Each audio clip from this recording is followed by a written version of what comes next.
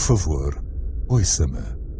Você, tal como eu, é um Homo sapiens, um ser humano inteligente.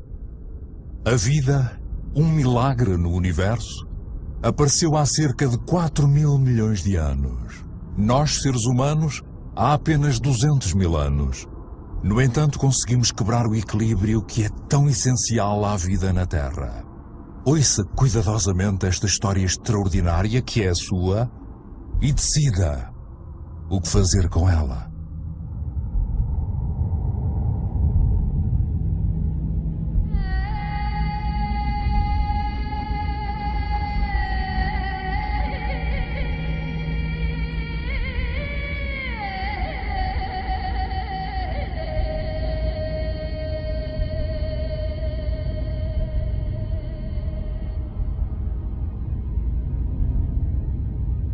Estes são vestígios das nossas origens. No início, o nosso planeta não era mais do que um caos de fogo, formado no rastro de uma estrela, o Sol. Uma nuvem de partículas de pó aglutinadas, semelhante a tantas outras aglomerações do universo. Mas foi aqui que se deu o milagre da vida.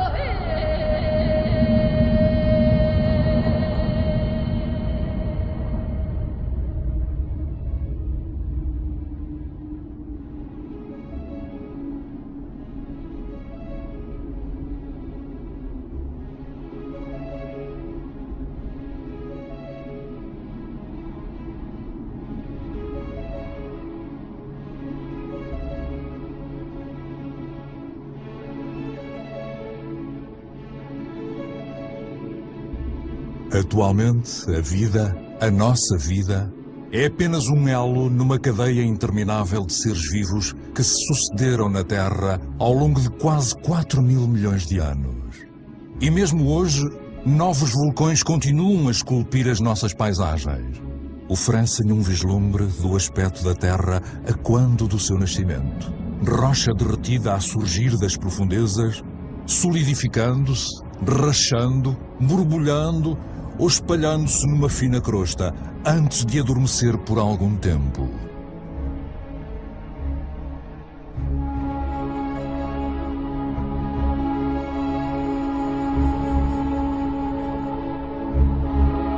Estas espirais de fumo que saem a rodopiar das entranhas da Terra são um testemunho da sua atmosfera original. Uma atmosfera sem oxigênio. Uma atmosfera densa, carregada de vapor de água, cheia de dióxido de carbono. Uma fornalha.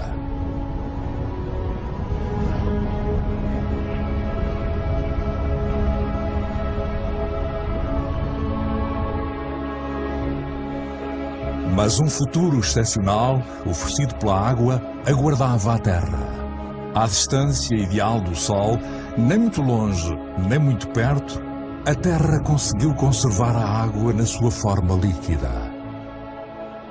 O vapor de água condensou e caiu torrencialmente sobre a Terra. E apareceram os rios.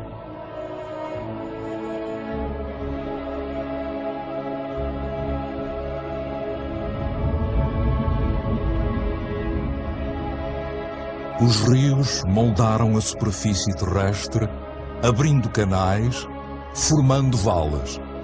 Correram em direção aos locais mais baixos do globo para formarem os oceanos. Arrastaram minerais das rochas e gradualmente a água doce dos oceanos foi ficando carregada de sal.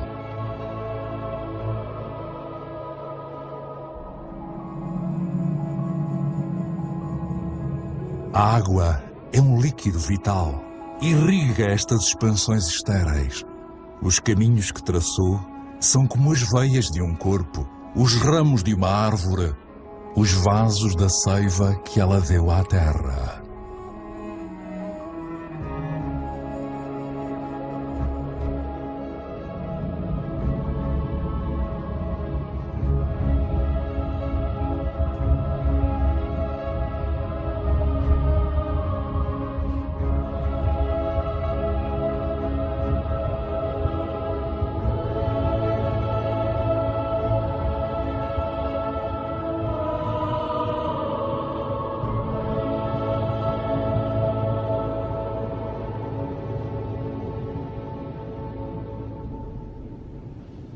Quase 4.000 milhões de anos depois, algures na Terra, ainda podemos encontrar estas obras de arte deixadas pelas cinzas dos vulcões, misturadas com a água dos glaciares da Islândia.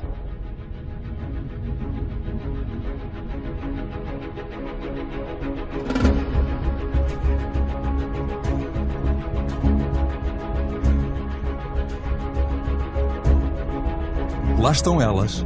Matéria e água, água e matéria, o mole e o duro combinados, a aliança essencial partilhada por todas as formas de vida do nosso planeta.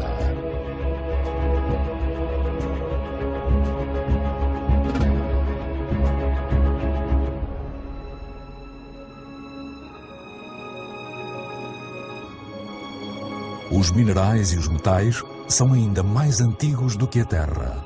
São poeira estelar. São eles que fornecem as cores da Terra.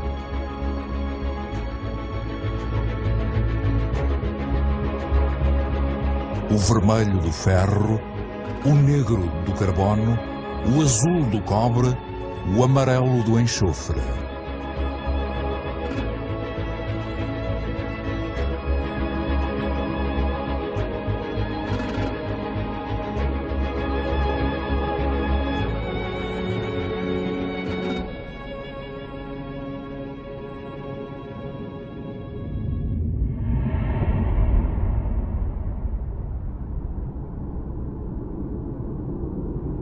De onde vimos? Onde é que surgiu a primeira centelha de vida? O verdadeiro milagre do tempo é existirem ainda hoje formas de vida primitivas em nascentes térmicas do globo. São elas as responsáveis pela cor. Chamam-se Archaebacteria.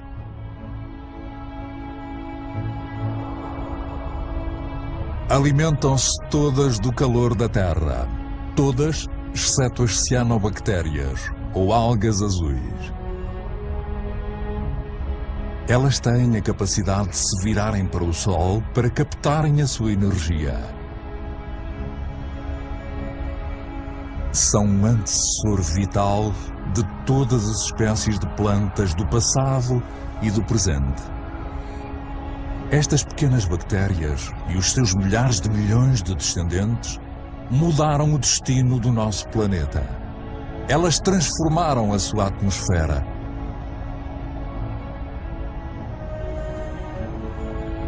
O que aconteceu ao carbono que envenenou a atmosfera? Ainda cá está, preso na crosta terrestre. Não há local em que se possa ler melhor este capítulo da história da Terra do que as paredes do Grand Canyon, no Colorado. Elas revelam cerca de 2.000 milhões de anos de história da Terra. Há muito tempo, o Grand Canyon era um mar habitado por micro-organismos. Estes criaram conchas usando o carbono da atmosfera dissolvido no oceano. Quando morreram, as conchas afundaram-se e acumularam-se no fundo do mar. Estes estratos são o resultado desses bilhões e bilhões de conchas.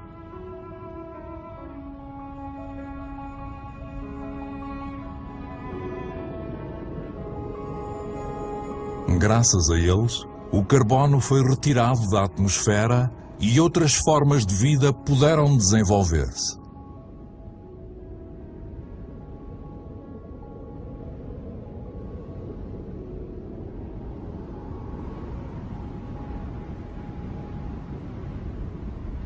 Foi a vida que alterou a atmosfera. As plantas alimentam-se da energia do Sol, o que lhes permite separar as moléculas da água e absorver o oxigênio.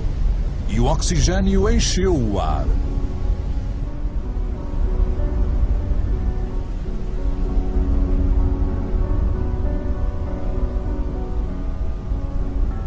O ciclo da água na Terra é um processo de renovação constante. Quedas de água, vapor de água, nuvens, chuva, nascentes, rios, mares, oceanos, glaciares. O ciclo nunca se quebra. Existe sempre a mesma quantidade de água na Terra. Todas as espécies que se sucederam na Terra beberam a mesma água. A água é uma matéria espantosa, uma das mais instáveis. Toma a forma líquida, como água corrente, gasosa, como vapor, ou sólida, como gelo.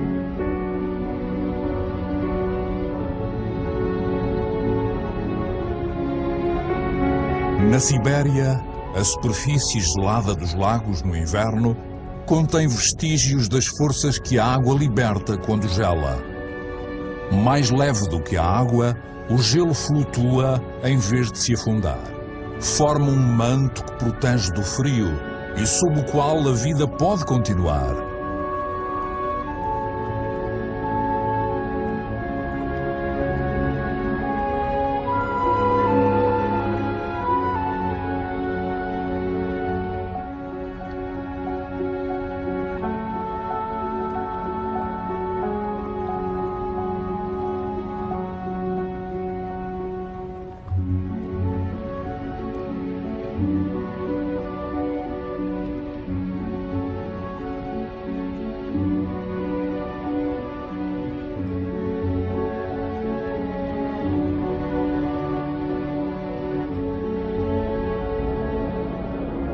O motor da vida é a interligação. Tudo está ligado. Nada é autossuficiente. Água e ar são inseparáveis, unidos na vida e pela nossa vida na Terra. Assim, as nuvens formam-se sob os oceanos e levam a chuva às massas de terra, cujos rios transportam a água de volta aos oceanos. Partilhar é tudo.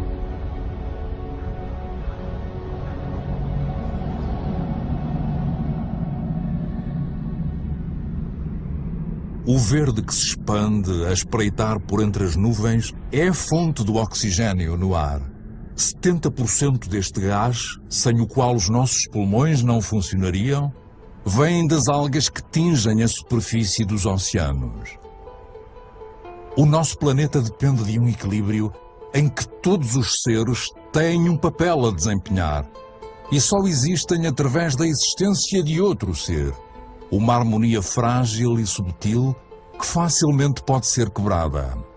Desta forma, os corais nascem do casamento entre algas e conchas. A grande barreira de coral, na costa da Austrália, estende-se ao longo de mais de 350 mil quilómetros quadrados e é o lar de 1.500 espécies de peixes, 4.000 espécies de moluscos e 400 espécies de corais. O equilíbrio de todos os oceanos depende destes corais.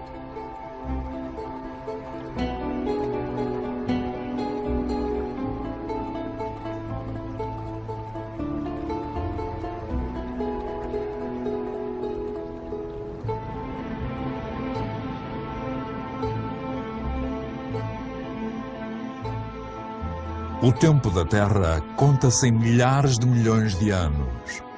Ela demorou mais de 4.000 milhões de anos a criar as árvores. Na cadeia das espécies, as árvores são um pináculo, uma escultura viva e perfeita. As árvores desafiam a gravidade, são o único elemento natural em perpétuo movimento em direção ao céu. Crescem tranquilamente voltadas para o sol, que lhes alimenta a folhagem.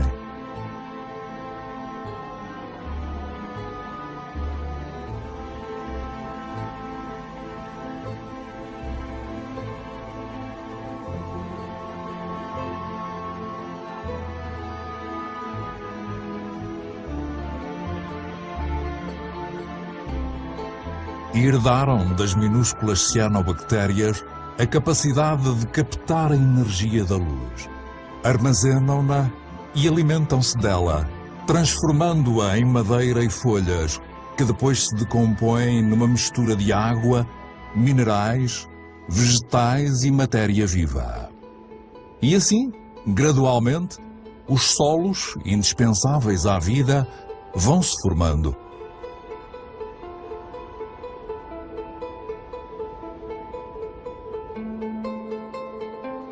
Os solos são a fábrica da biodiversidade. São um mundo de atividade incessante que os micro-organismos alimentam, escavam, arejam e transformam. Eles fabricam o humus, a camada fértil a que está ligada toda a vida em terra.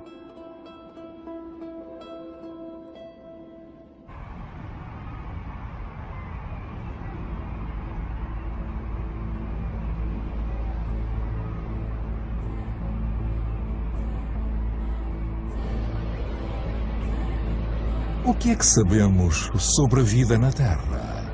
Quantas espécies conhecemos? 1/10? 1/100, talvez? O que é que sabemos sobre os laços que as unem? A Terra é um milagre. A vida continua a ser um mistério.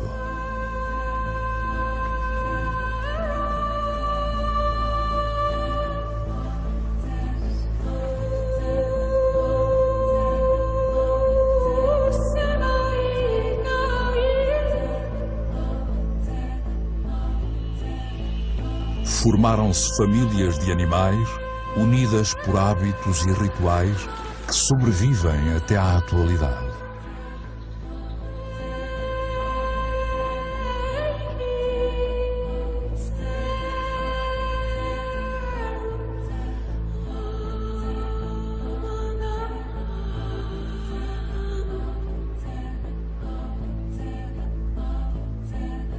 Alguns adaptam-se à natureza dos seus pastos e os seus pastos adaptam-se a eles.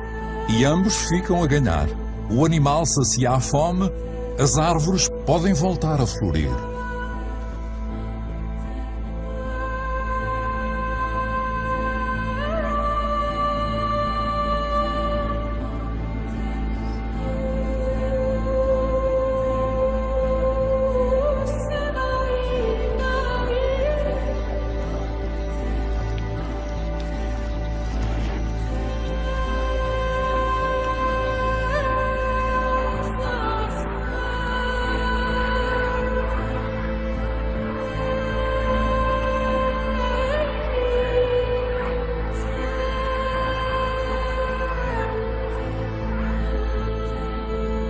Na grande aventura da vida na Terra, todas as espécies têm um papel.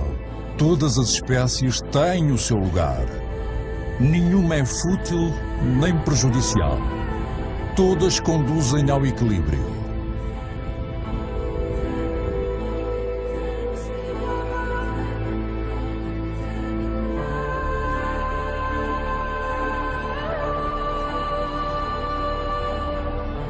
E é aí que você, Homo sapiens, humano inteligente, entra na história.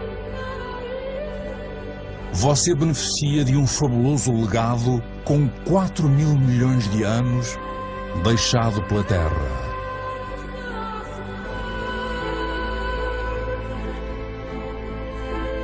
Tem apenas 200.000 anos, mas alterou a face do mundo. Apesar da sua vulnerabilidade, apoderou-se de todos os habitats e conquistou fatias de território como nenhuma outra espécie antes.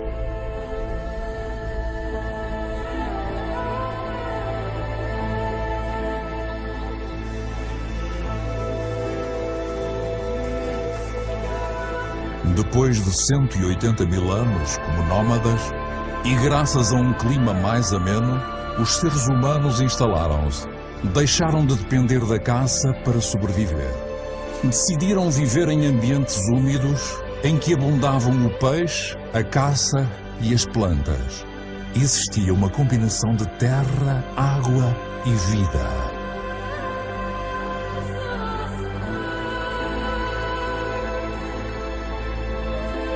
O gênio humano inspirou-os a construir canoas, uma invenção que abriu novos horizontes e transformou os seres humanos em navegadores.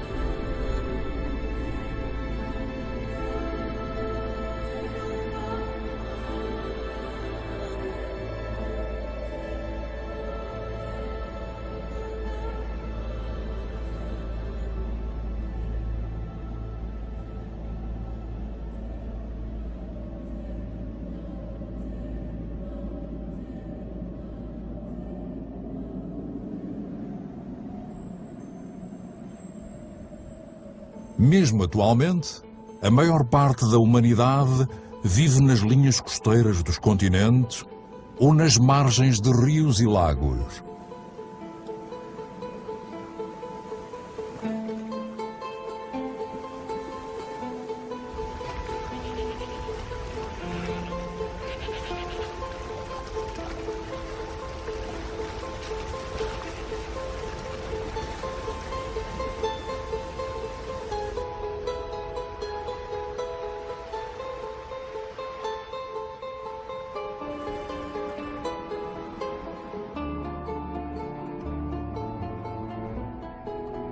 As primeiras cidades cresceram há menos de 6.000 anos.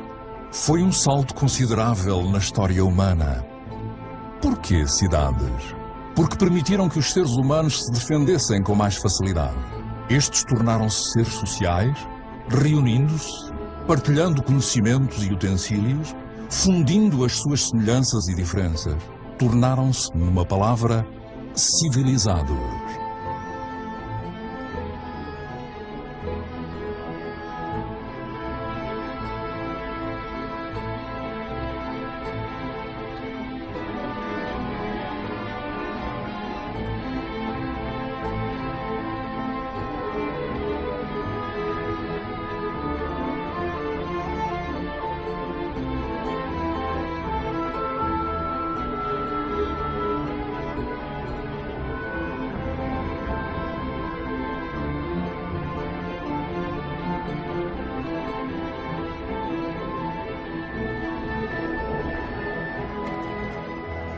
Mas a única energia de que dispunham era a que lhes fornecia a natureza e a força dos seus braços.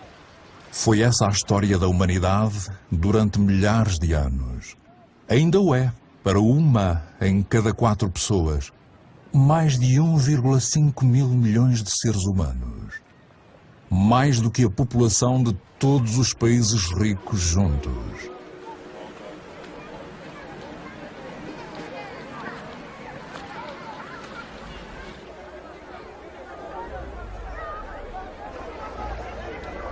Retirar da Terra apenas o estritamente necessário. Durante muito tempo, a relação entre os humanos e o planeta foi equilibrada. Durante muito tempo, a economia parecia uma aliança natural e equitativa.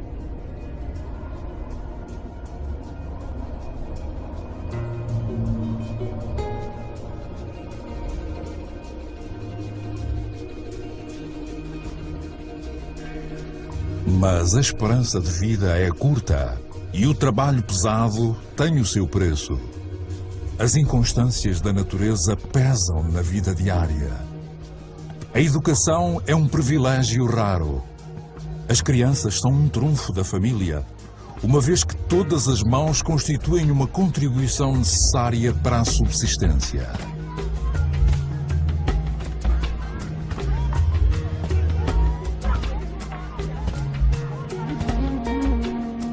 A terra alimenta as pessoas, veste-as e fornece-lhes tudo aquilo de que necessitam diariamente. Tudo vem da terra.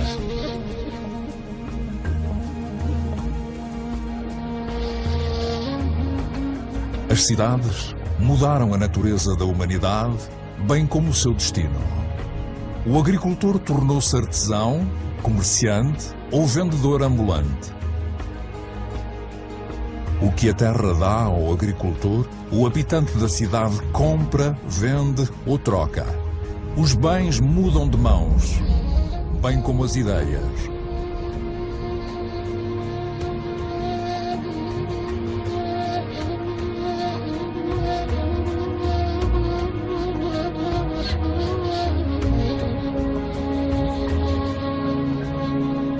A genialidade da humanidade é ter mantido sempre a noção da sua fraqueza. Os seres humanos tentaram alargar as fronteiras do seu território, mas conheciam os seus limites. A energia física e a força com que a natureza não os dotou encontraram-nas nos animais que domesticaram para os servirem.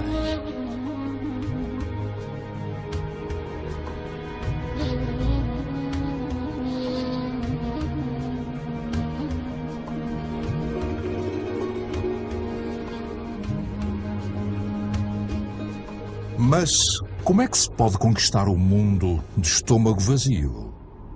A invenção da agricultura transformou o futuro da espécie humana, que de antes não passava de animais selvagens em busca de alimento. A agricultura deu uma reviravolta na sua história. Foi a primeira grande revolução. Desenvolvida há cerca de 8 a 10 mil anos, mudou a sua relação com a natureza.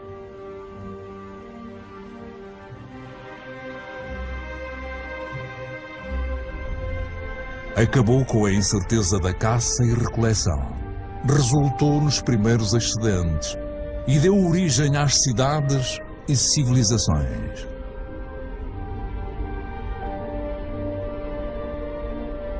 Os humanos controlaram a energia de certas espécies de animais e plantas para fins agrícolas, acabando por extrair daí benefícios.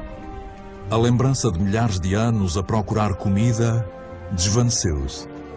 Aprenderam a adaptar os cereais, que são o fermento da vida, a diferentes solos e climas. Aprenderam a aumentar a produção e a multiplicar a variedade.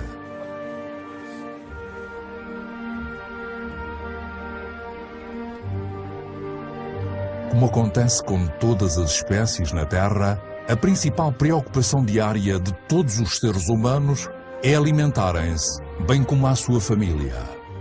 Quando o solo é menos generoso e a água escasseia, os humanos despendem esforços prodigiosos para deixar, nos quantos hectares áridos, a marca do seu trabalho.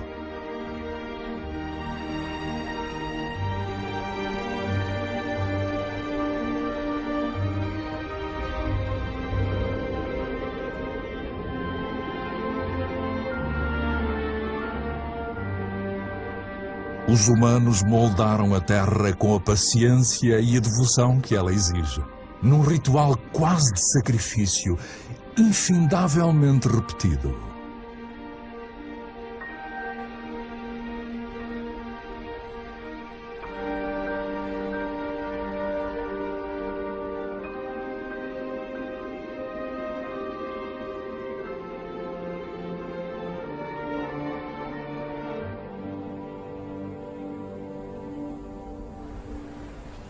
A agricultura continua a ser a ocupação mais espalhada do mundo. Metade dos seres humanos trabalha o solo. Mais de 3/4 fazem-no manualmente. A agricultura é uma tradição cujo trabalho duro passa de geração em geração, com suor e sacrifício, porque, para a humanidade, é uma questão de sobrevivência. Mas depois de despender da força braçal durante tanto tempo, a humanidade descobriu uma forma de chegar à energia enterrada nas profundezas da Terra. Estas chamas também são de plantas, uma bolsa de luz do Sol, energia pura, a energia do Sol, captada por milhões de plantas durante mais de 100 milhões de anos. É carvão, é gás e, sobretudo, petróleo.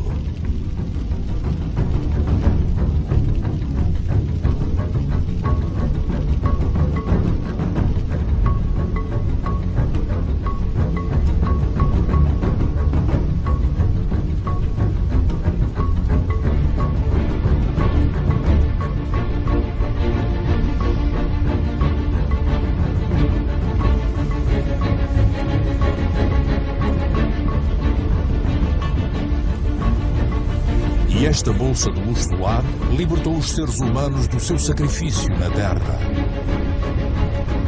Com o petróleo, começou a era dos humanos que se libertaram dos grilhões do tempo. Com o petróleo, alguns adquiriram confortos sem precedentes. E em 50 anos, no espaço de uma só vida, a Terra mudou mais radicalmente do que com todas as anteriores gerações humanas. Cada vez mais depressa. Nos últimos 60 anos, a população da Terra quase triplicou e mais de 2 mil milhões de pessoas foram viver para as cidades. Cada vez mais depressa. Shenzhen, na China, com as suas centenas de arranha-céus e milhões de habitantes, era apenas uma pequena aldeia pescatória há uns meros 40 anos. Cada vez mais depressa. Em Xangai, foram construídos 3 mil torres e arranha-céus em 20 anos. Estão mais algumas centenas em construção. Atualmente, mais de metade dos 7 mil milhões de habitantes do mundo vivem em cidades.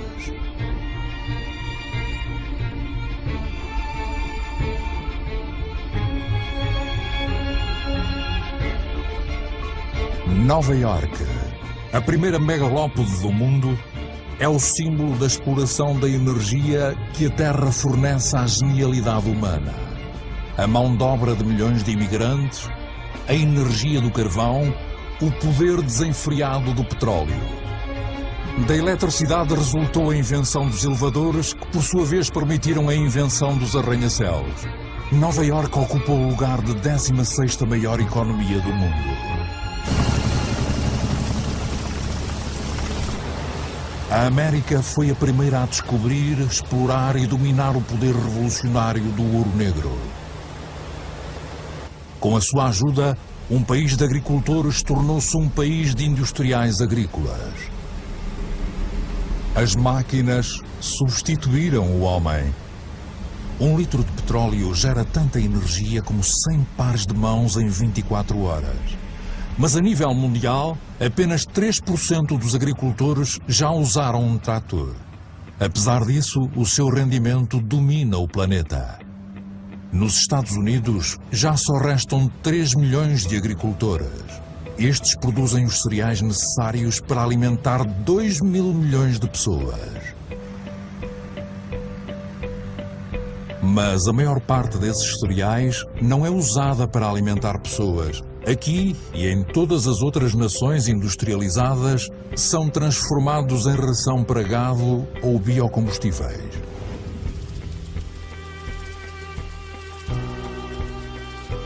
A energia da bolsa de luz solar afastou o espectro da seca que assombrava os terrenos agrícolas. Nenhuma nascente escapa às exigências da agricultura, que soma 70% da água consumida pela humanidade. Na natureza, tudo está ligado. A expansão dos terrenos cultivados e as culturas únicas encorajaram o desenvolvimento de parasitas. Os pesticidas, outro presente da revolução petroquímica, exterminaram-nos. As más colheitas e a fome tornaram-se uma recordação distante.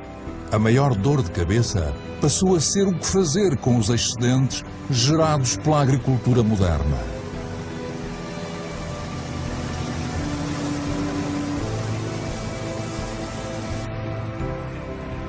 Mas os pesticidas tóxicos espalharam-se pelo ar, solo, plantas, animais, rios e oceanos.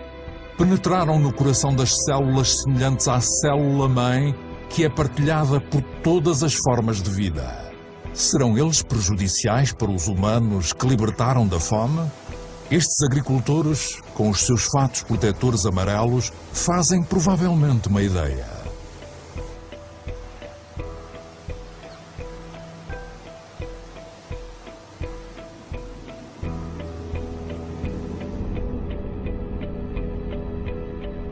A nova agricultura aboliu a dependência dos solos e das estações do ano. Os fertilizantes originaram resultados sem precedentes em pedaços de terra até então ignorados.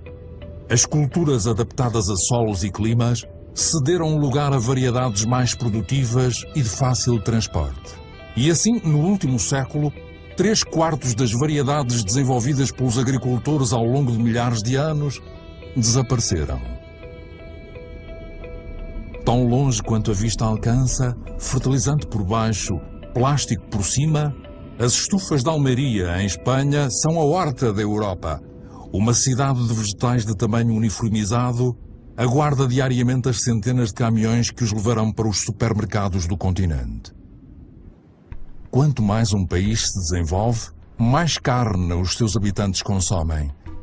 Como é que a crescente procura global pode ser satisfeita sem recorrermos a uma pecuária que se assemelha a campos de concentração? Cada vez mais depressa, como o ciclo de vida do gado, que pode nunca chegar a ver um prado. Produzir carne mais depressa que o animal tornou-se uma rotina cotidiana.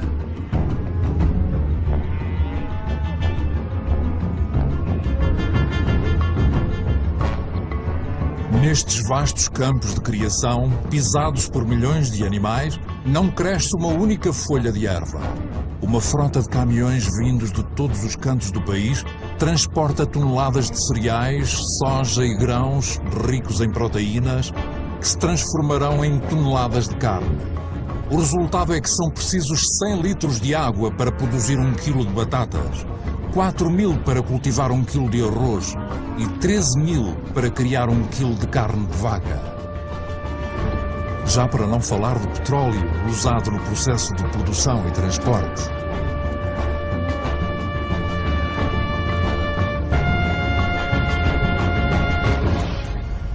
A nossa agricultura tornou-se dependente do petróleo. Alimenta o dobro dos humanos à face da terra, mas substituiu a diversidade pela normalização. Ofereceu a muitos comodidades com as quais nem sonhávamos, mas que tornam a nossa vida completamente dependente do petróleo. Esta é a nova medida do tempo. O relógio do mundo funciona agora ao ritmo destas máquinas infatigáveis, que perfuram até à bolsa do luz solar. A sua regularidade tranquiliza-nos. O mais pequeno soluço lança a desordem. Todo o planeta está atento aos metrónomos das nossas esperanças e ilusões. As mesmas esperanças e ilusões que proliferam juntamente com as nossas necessidades, desejos cada vez mais insaciáveis e prodigalidade. Sabemos que o fim do petróleo barato está iminente, mas recusamo-nos a acreditar. Para muitos de nós, o sonho americano é personificado por um nome lendário: Los Angeles. Nesta cidade que se estende por 100 km, o número de carros é quase equivalente ao número de habitantes.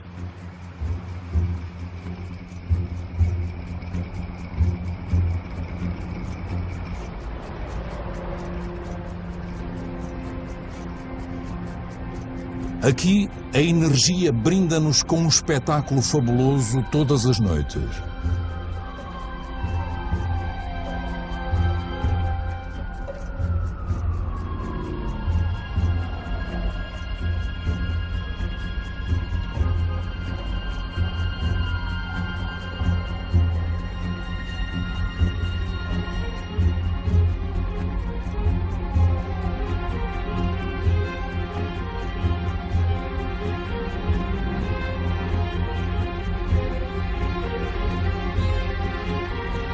Os dias parecem não ser mais do que o pálido reflexo das noites que transformam a cidade num céu estrelado, cada vez mais depressa.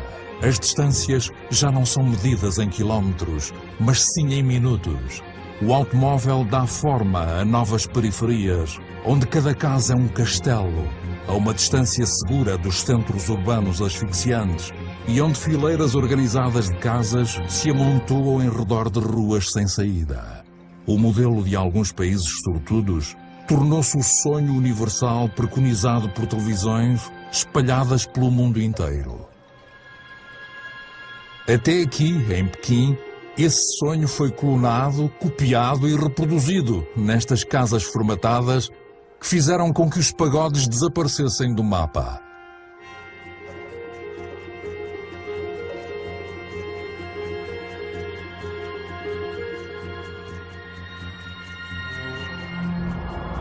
O automóvel tornou-se o símbolo do conforto e do progresso.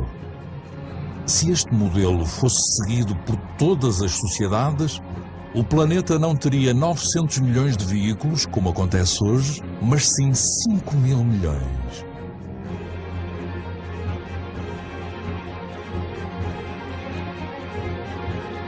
Cada vez mais depressa. Quanto mais o mundo se desenvolve, maior se torna a sua sede de energia. Em toda a parte as máquinas escavam, perfuram e arrancam da terra os pedaços de estrelas enterrados nas suas profundezas desde a criação, os minerais.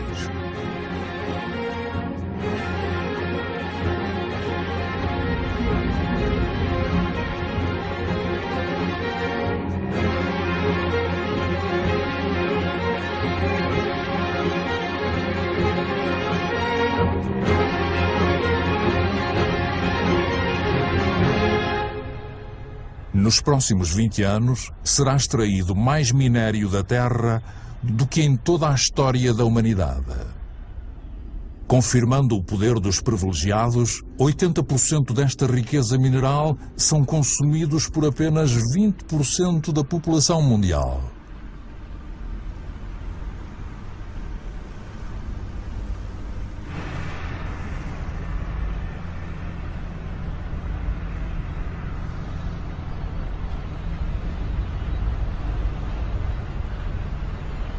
Antes do final deste século, a extração excessiva de minério terá esgotado quase todas as reservas do planeta.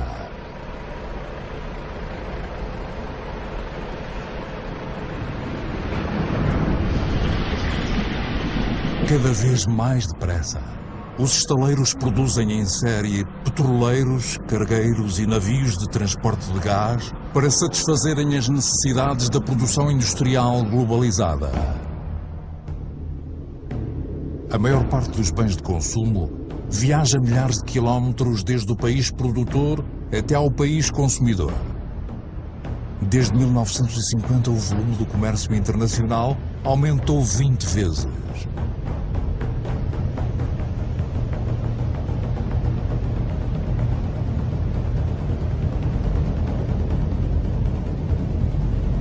« 90% do comércio são feitos por via marítima. São transportados 500 milhões de contentores todos os anos, com destino aos maiores centros de consumo do mundo, como o Dubai. O Dubai é um dos maiores locais de construção do mundo, um país onde o impossível se torna possível. Construir ilhas artificiais no mar, por exemplo.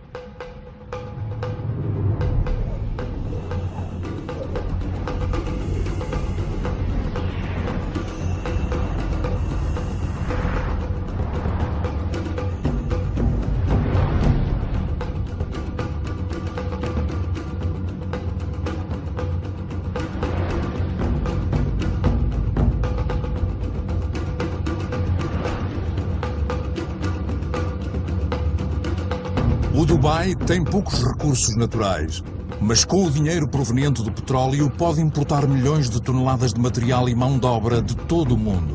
Pode construir florestas de arranha-céus, cada uma mais alta que a anterior, ou até uma estância de esqui no meio do deserto. O Dubai não tem terra arável, mas pode importar comida. O Dubai não tem água, mas pode desperdiçar uma quantidade imensa de energia para dessalinizar a água salgada e construir os arranha-céus mais altos do mundo. O Dubai tem quantidades intermináveis de luz solar, mas não tem painéis solares. É a cidade dos excessos, onde os sonhos mais impensáveis se tornam realidade. O Dubai é uma espécie de culminar do modelo ocidental, com o seu tótem de 800 metros à modernidade total, que não para de impressionar o mundo. Exagerado? Talvez. O Dubai parece ter feito a sua escolha. É uma espécie de farol para todo o dinheiro do mundo.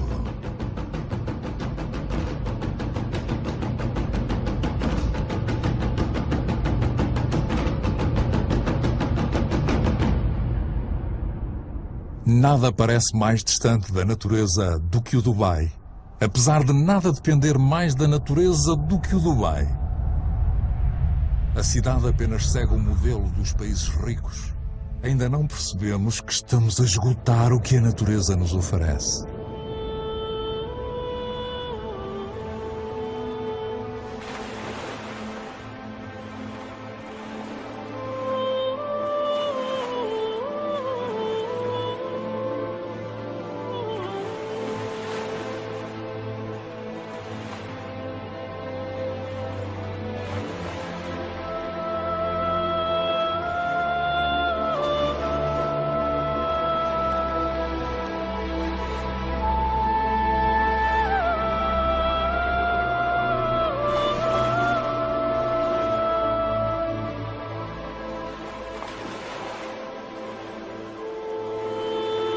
O que é que conhecemos do mundo marinho, do qual vemos apenas a superfície, e que cobre 3/4 do planeta?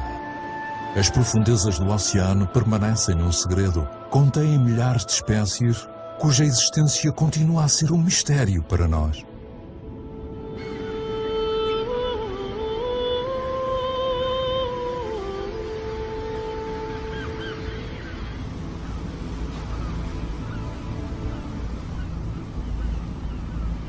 Desde 1950, a captura de peixe quintuplicou, de 18 para 100 milhões de toneladas métricas por ano. Milhares de navios-fábrica estão a esvaziar os oceanos.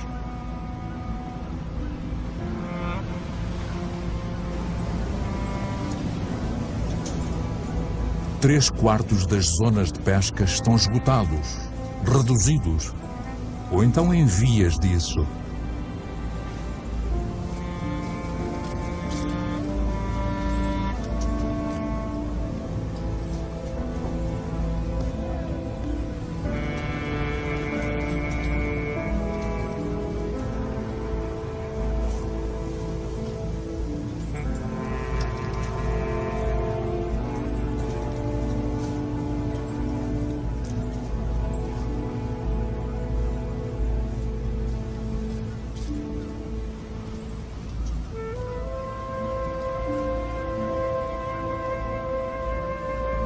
A maior parte dos peixes grandes deixou de existir, uma vez que não tem tempo para se reproduzir.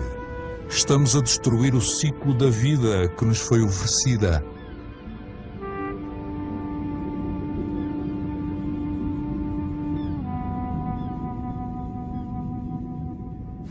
Ao longo das costas, abundam sinais de esgotamento das espécies. O primeiro sinal é que as colónias de mamíferos marinhos estão a ficar mais pequenas, mais vulneráveis devido à urbanização das costas e à poluição, enfrentam agora uma nova ameaça: a fome. Na sua batalha injusta contra as frotas de pesca industrial, não conseguem encontrar peixe suficiente para alimentarem as suas crias.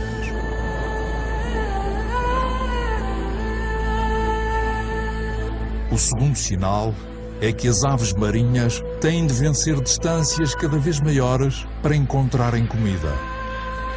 A continuarmos ao ritmo atual, todas as reservas de peixe poderão vir a esgotar-se.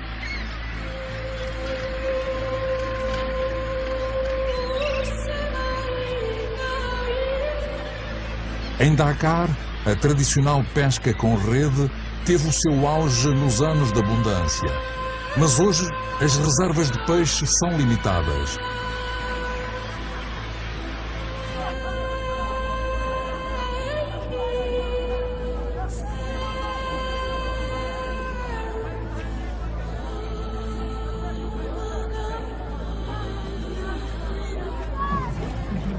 O peixe é a dieta principal de 1 em cada 5 seres humanos.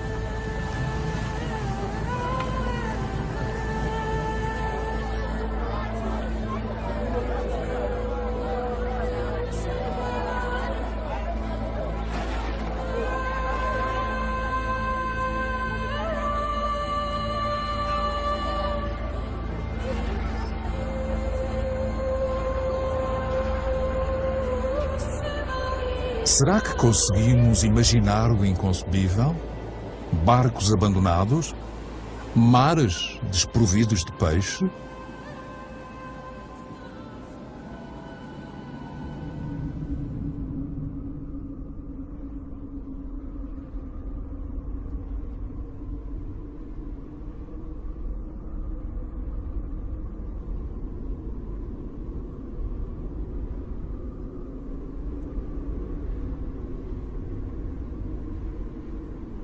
Esquecemo-nos que os recursos são escassos. 500 milhões de humanos vivem nas zonas desertas do planeta, mais do que a população total da Europa. Eles sabem qual o valor da água, sabem como usá-la de forma moderada. Aqui dependem de poços reabastecidos com água fóssil que se acumulou debaixo da terra nos tempos em que chovia nestes desertos há 25 mil anos.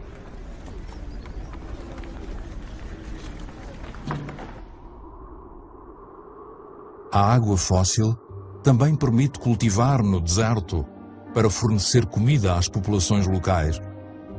A forma circular dos campos deve-se aos canos que os irrigam em redor de um eixo central.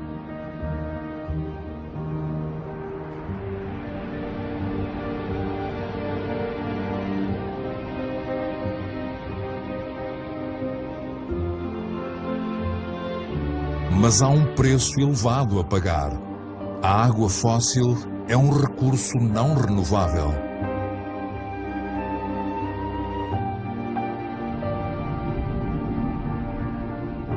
Na Arábia Saudita, o sonho da agricultura industrial no deserto desvaneceu-se.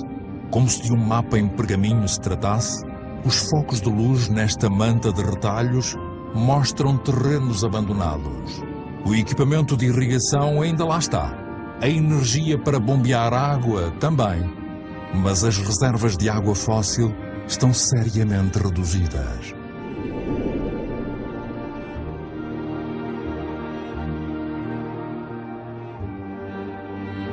Israel transformou o deserto em terra arável. Embora estas estufas sejam atualmente irrigadas gota a gota, o consumo de água continua a aumentar, juntamente com as exportações.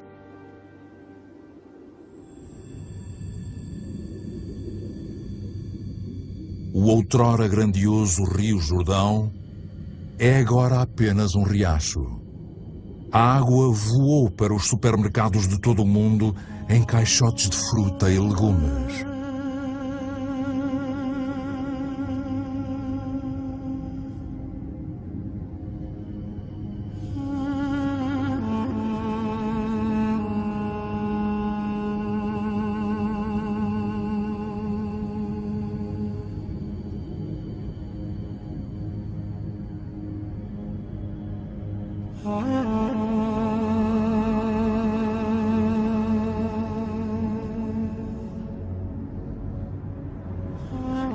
Do outro lado do planeta, 1 em cada 10 grandes rios já não desagua no mar durante vários meses do ano.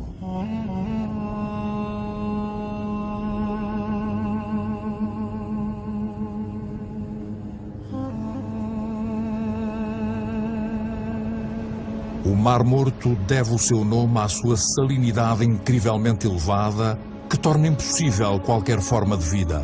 Privado da água do Jordão, o seu nível desce mais de 1 metro por ano. A salinidade está a aumentar. A evaporação provocada pelo calor produz estas delicadas ilhas de sal, ou evaporitos, bonitas, mas estéreis.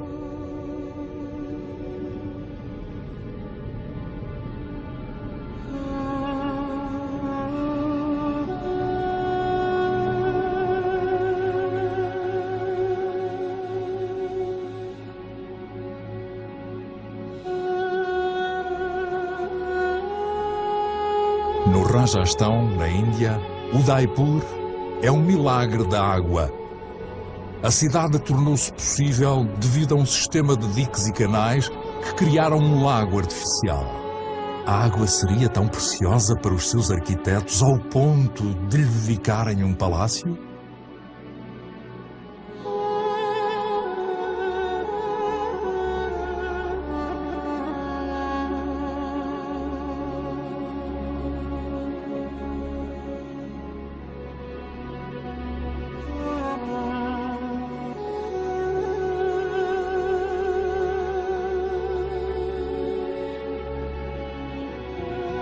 A Índia arrisca-se a ser o país que mais vai sofrer com a falta de água no próximo século. A irrigação em massa tem alimentado a população crescente e nos últimos 50 anos foram escavados 21 milhões de poços. No entanto, a vitória contra a fome tem uma desvantagem. Em muitas partes do país, as perfuradoras têm de ir cada vez mais fundo para encontrarem água. Na Índia Ocidental foram abandonados 30% dos poços.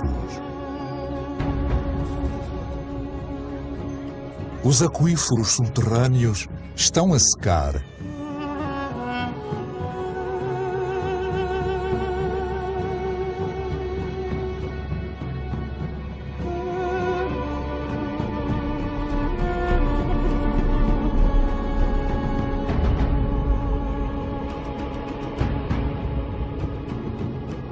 Enormes depósitos recolhem as chuvas das monções para voltar a encher os aquíferos. Na estação seca, as mulheres das aldeias locais escavam-nos com as próprias mãos.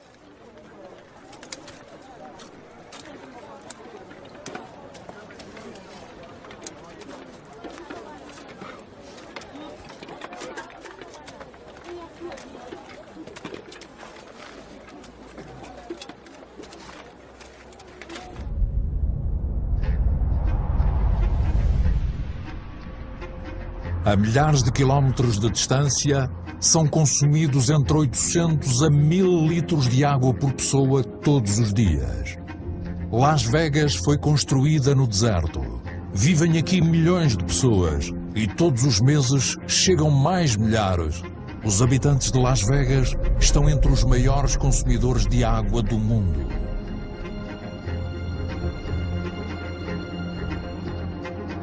Palm Springs é outra cidade deserta, com vegetação tropical e campos de golfe exuberantes.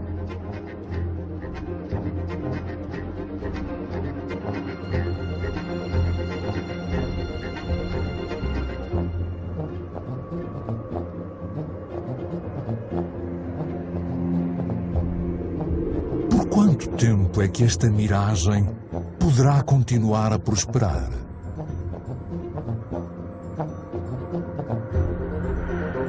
A Terra não aguenta este ritmo. O rio Colorado, que fornece água a estas cidades, é um dos rios que já não desagua no mar. Mais alarmante ainda é o facto de o seu fluxo estar a diminuir na nascente. Os níveis da água dos lagos de captação ao longo do seu curso estão a descer a pique. O Lago Powell demorou 17 anos a atingir um caudal elevado. O seu nível está agora à metade disso.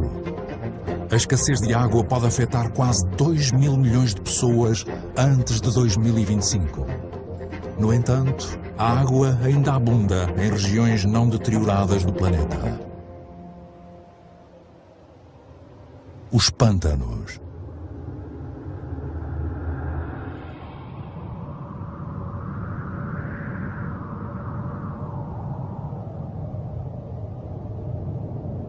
Estes pântanos são cruciais para toda a vida na Terra. Representam 6% do planeta. Os charcos são esponjas que regulam o fluxo da água. Absorvem-na na estação das chuvas e libertam-na na estação seca.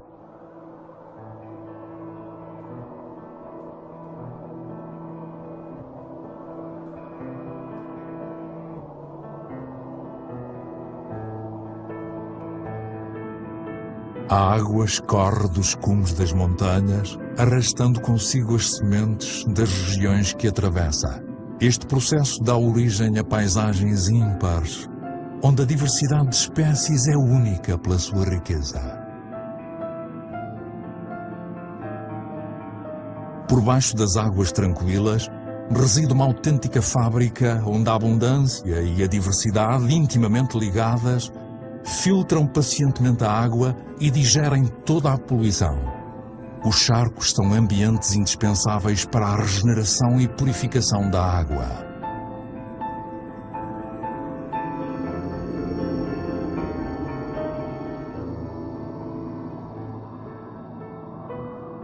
Estes pântanos sempre foram encarados como vastidões insalubres, pouco indicadas para serem habitadas por seres humanos.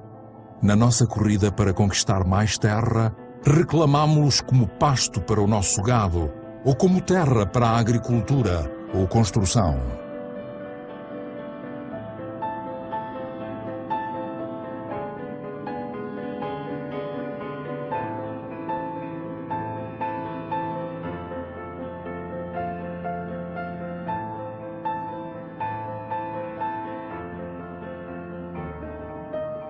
No último século, metade dos pântanos existentes no mundo foi drenada. Não conhecemos nem a sua riqueza, nem o seu papel.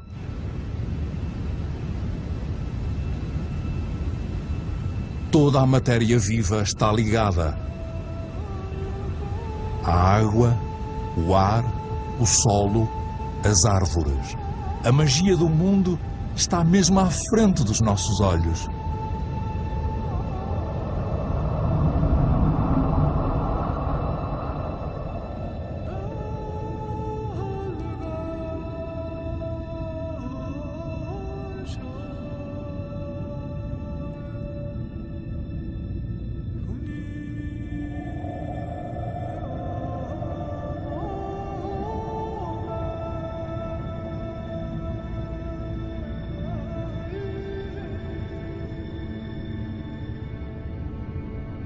As árvores exalam água subterrânea numa neblina leve para a atmosfera.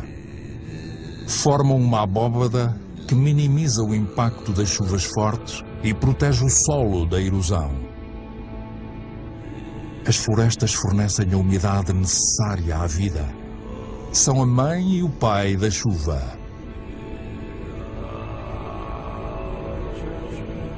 As florestas armazenam carbono que contêm em mais abundância do que toda a atmosfera da Terra. São a pedra angular do equilíbrio climático, do qual todos dependemos.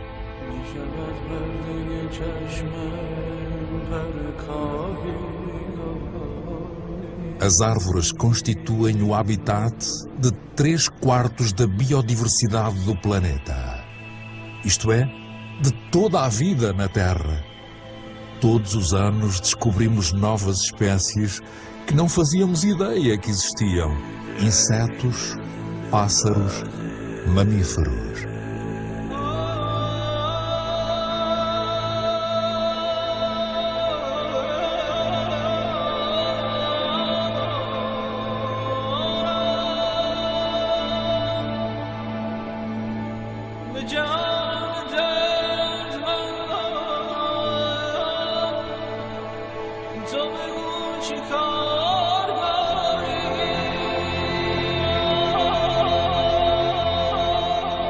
Estas florestas contêm o remédio que nos cura. As substâncias segregadas por estas plantas podem ser reconhecidas pelo nosso organismo.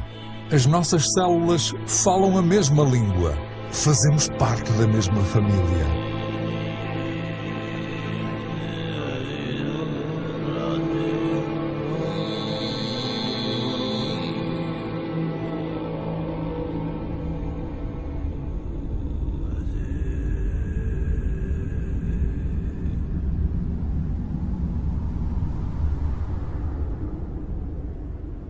Os mangues são florestas que se estendem mar adentro, tal como os recifes de corais são um viveiro dos oceanos. As suas raízes entrelaçam-se e fornecem abrigo aos peixes e moluscos que aqui vêm procriar. Os mangues protegem as costas dos furacões, dos tsunamis e da erosão do mar. Povos inteiros dependem deles.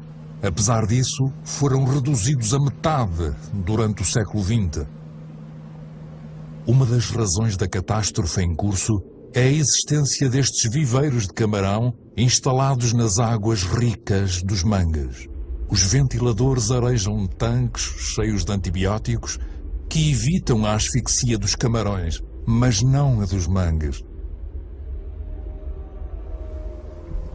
Desde os anos 60 que o ritmo da desflorestação tem vindo a aumentar. Todos os anos, 13 milhões de hectares de floresta tropical, uma área equivalente ao Illinois, desaparecem, transformados em fumo ou em madeira.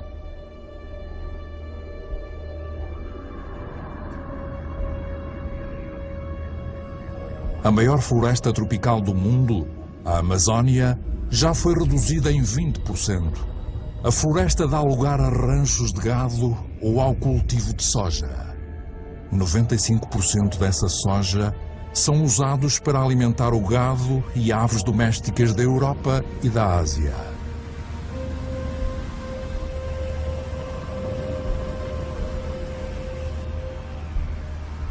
E desta forma, a floresta é transformada em carne.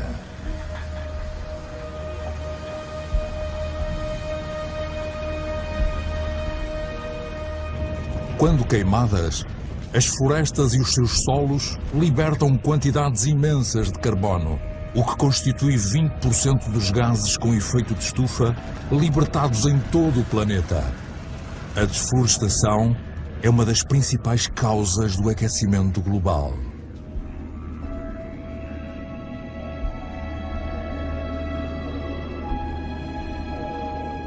Milhares de espécies desaparecem para sempre. E com elas, quebra-se um dos elos da longa cadeia da evolução. A informação sobre a matéria viva de onde vieram perde-se para sempre.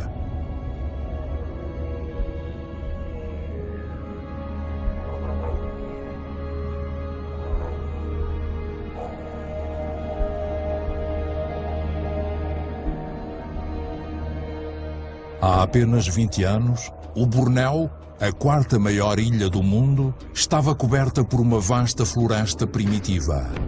Ao ritmo atual de desflorestação, esta terá desaparecido completamente em apenas 10 anos. A matéria viva estabelece a interligação entre a água, o ar, a terra e o sol. No Bornéu, esta ligação foi interrompida naquela que era uma das maiores reservas de biodiversidade do mundo.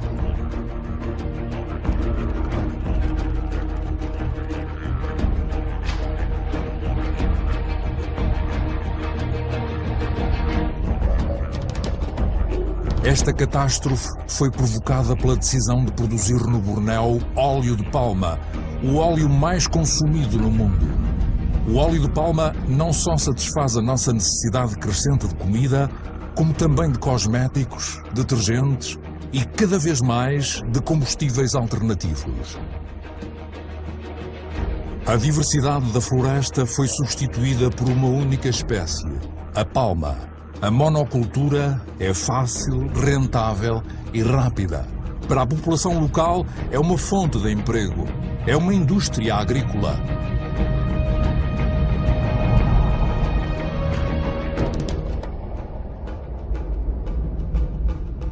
Outro exemplo de desflorestação em massa é o eucalipto. O eucalipto é utilizado para fazer pasta de papel. As plantações crescem cada vez mais, visto que o consumo de papel quintuplicou em apenas 50 anos. A monocultura de árvores está a ganhar terreno em todo o mundo. Mas uma monocultura não é uma floresta. Como a própria definição indica, tem muito pouca diversidade. Uma floresta não substitui outra floresta. Na base destes eucaliptos não cresce nada, porque as suas folhas formam uma camada que é tóxica para a maioria das plantas. Crescem rapidamente, mas esgotam as reservas de água.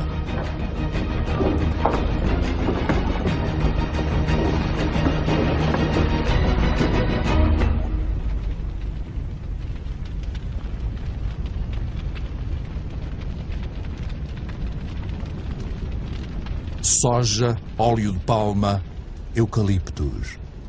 A desflorestação destrói o essencial para dar lugar ao supérfluo. Mas noutras partes do mundo, a desflorestação é o último recurso de sobrevivência. Mais de 2.000 milhões de pessoas, quase um terço da população mundial, ainda dependem do carvão vegetal.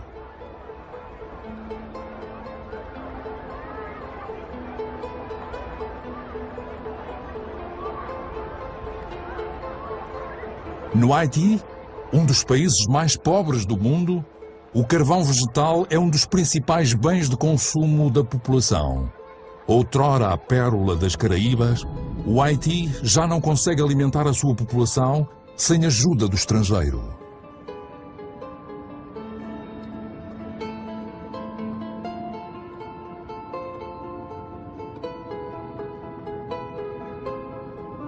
Nas colinas do Haiti restam apenas 2% das florestas. Desnudado, o solo já não absorve a água das chuvas. Sem vegetação e sem raízes para fortalecê-las, nada consegue reter o solo. A água das chuvas arrasta-o encosta abaixo até ao mar. A erosão deteriora a qualidade dos solos, reduzindo a sua adequação para a agricultura. Em algumas partes de Madagascar, a erosão é espetacular. Encostas inteiras ostentam golpes profundos com centenas de metros de largura.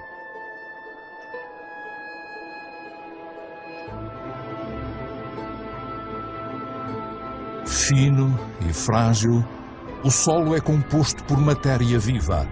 Com a erosão, a fina camada de humus, que levou milhares de anos a formar-se, desaparece.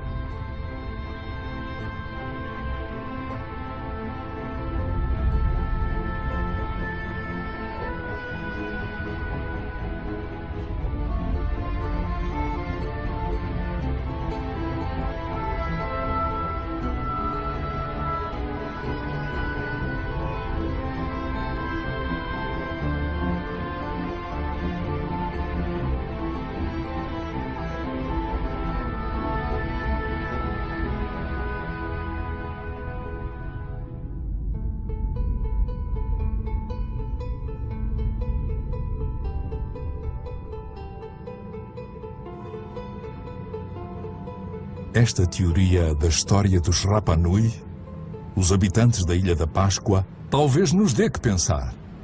Vivendo na ilha mais isolada do mundo, os Rapa Nui exploraram os seus recursos até não restar mais nada. A sua civilização não sobreviveu. Nestas terras existiam as maiores palmeiras do mundo. Essas palmeiras desapareceram. Os Rapa Nui cortaram-nas para obterem madeira. Tiveram então de enfrentar a erosão generalizada do solo. Os Rapa Nui já não podiam pescar. Já não havia árvores para construir canoas.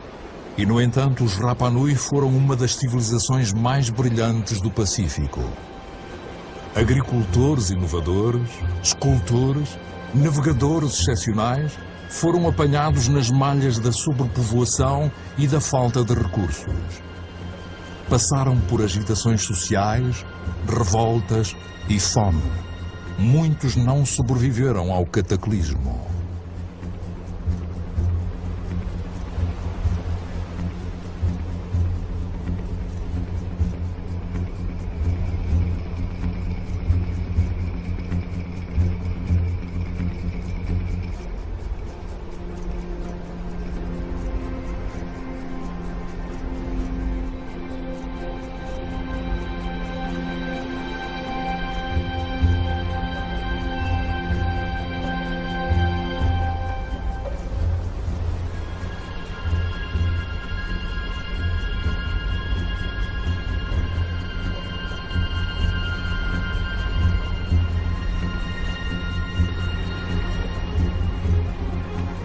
O verdadeiro mistério da Ilha da Páscoa não é a forma como estas estranhas estátuas vieram equiparar. Agora já sabemos. É a razão pela qual os Rapa Nui não reagiram a tempo.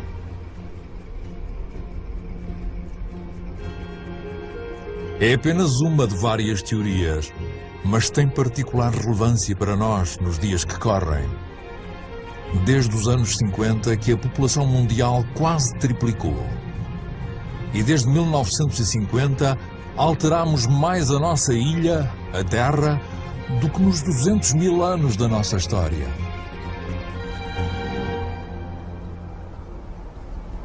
A Nigéria é o maior exportador de petróleo de África.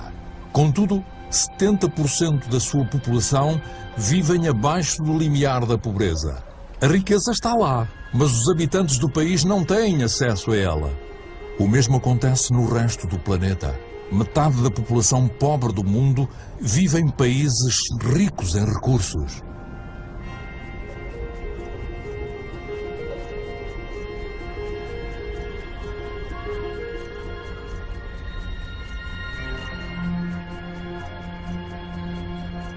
O nosso modelo de desenvolvimento não cumpriu as suas promessas.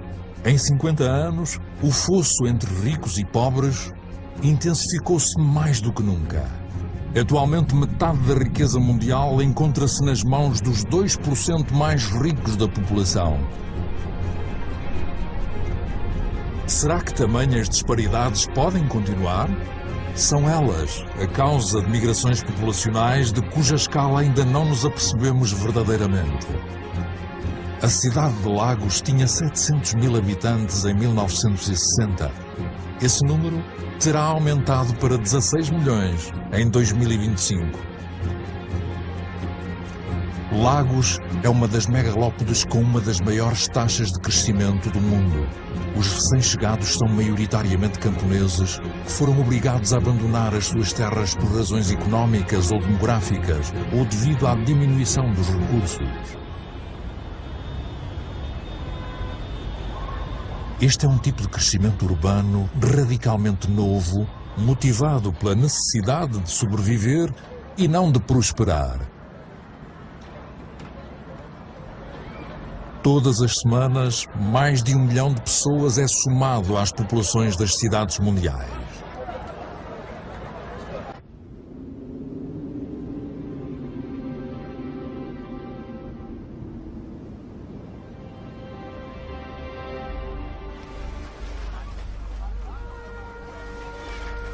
Um em cada 6 seres humanos vive num ambiente precário, pouco saudável e sobrepovoado, sem acesso às necessidades básicas como água, saneamento ou eletricidade.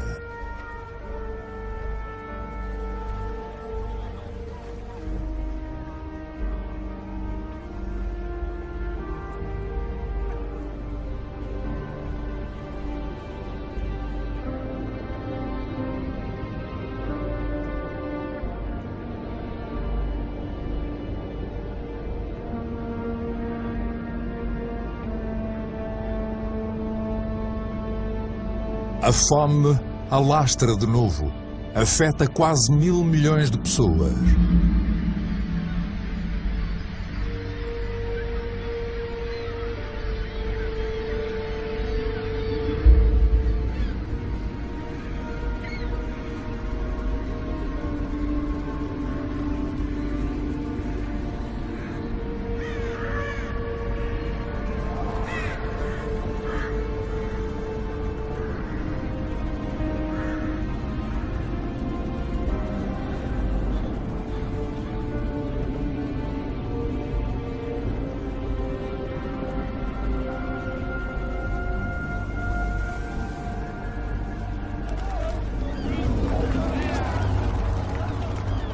Por todo o planeta, os mais pobres tentam sobreviver de restos, enquanto nós continuamos a procurar recursos sem os quais já não conseguimos viver. Procuramos cada vez mais longe, em regiões e territórios nunca antes tocados, que são cada vez mais difíceis de explorar.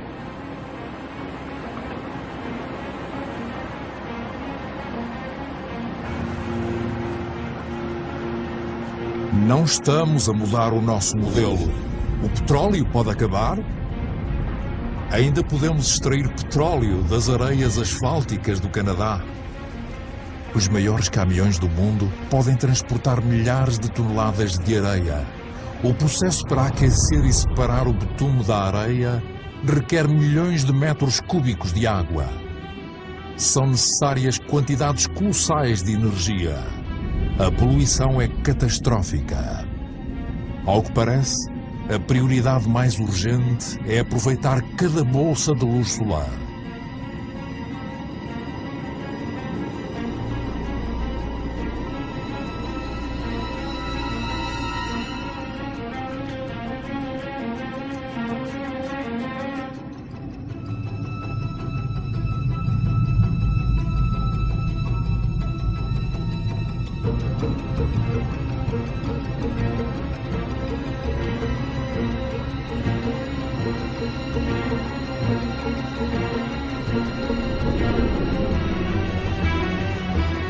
Os nossos petroleiros estão a ficar cada vez maiores. As nossas necessidades energéticas estão constantemente a aumentar. Tentamos alimentar o crescimento como se fosse um depósito sem fundo que precisa de cada vez mais combustível.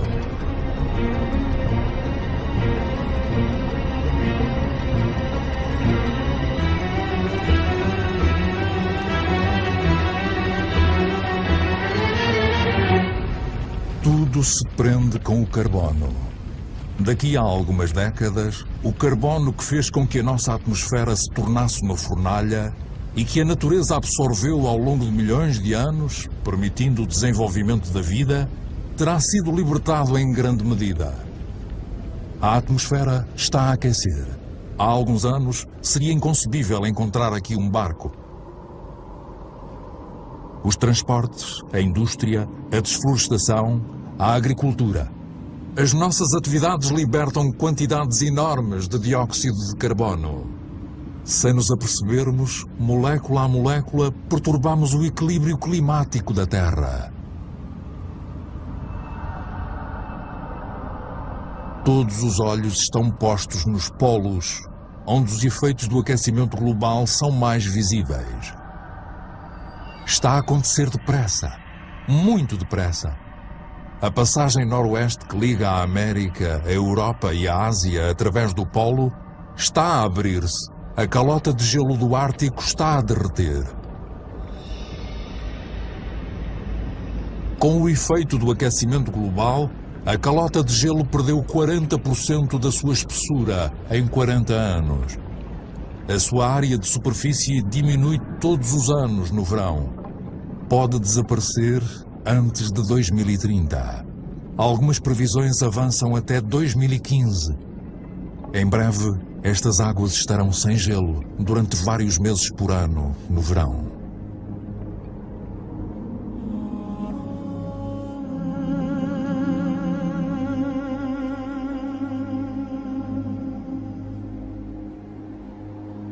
Os raios solares que o gelo anteriormente refletia penetram agora na água, aquecendo-a.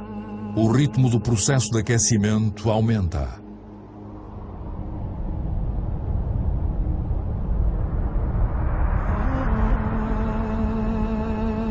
Este gelo contém os arquivos do nosso planeta. A concentração de dióxido de carbono não era tão alta há várias centenas de milhares de anos. A humanidade nunca tinha vivido numa atmosfera como esta.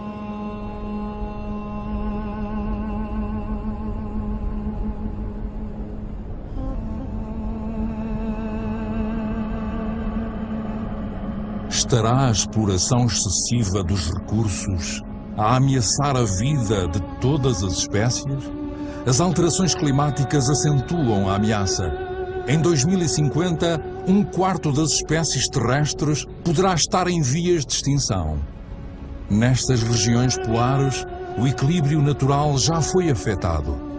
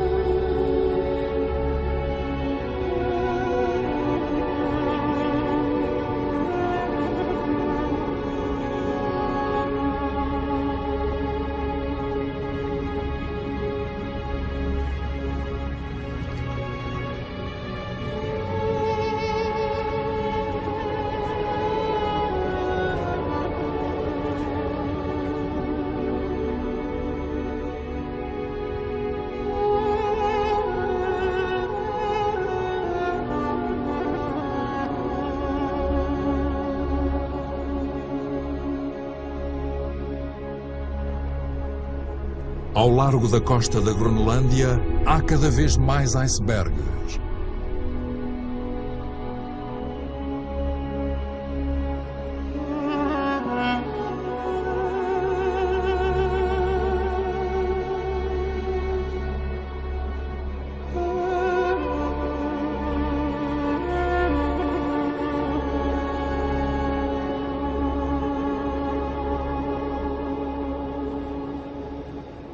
Em redor do Polo Norte, a calota polar perdeu 30% da sua área de superfície em 30 anos.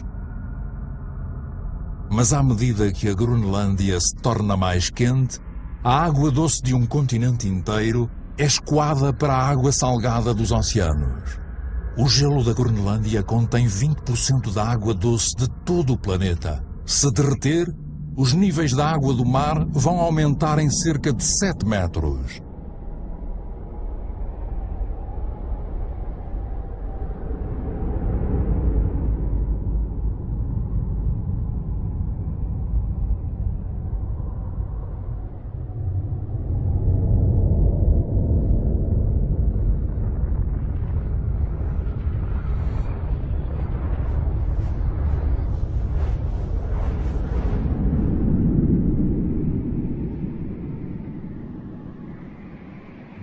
Mas aqui não existe indústria. O gelo da Groenlândia está a derreter devido aos gases com efeito de estufa emitidos noutras partes do mundo. O nosso ecossistema não tem fronteiras. Onde quer que estejamos, as nossas ações terão repercussões em toda a Terra. A atmosfera do nosso planeta é um todo indivisível. É um bem que partilhamos. Na superfície da Groenlândia começam a surgir lagos. A calota de gelo começa a derreter a uma velocidade que há 10 anos nem os cientistas mais pessimistas previam.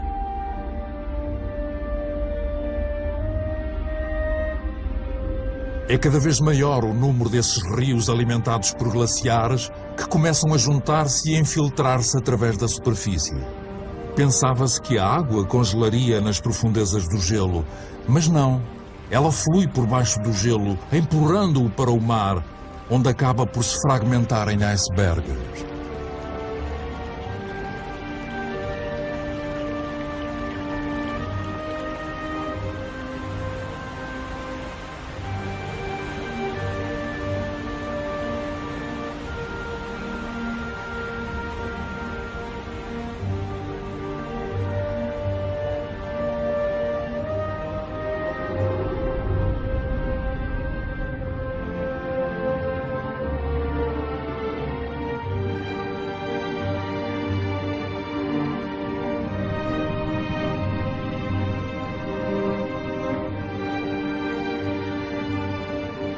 À medida que a água potável do lençol de gelo da Groenlândia se escoa lentamente para a água salgada dos oceanos, as terras baixas do planeta vão sendo ameaçadas.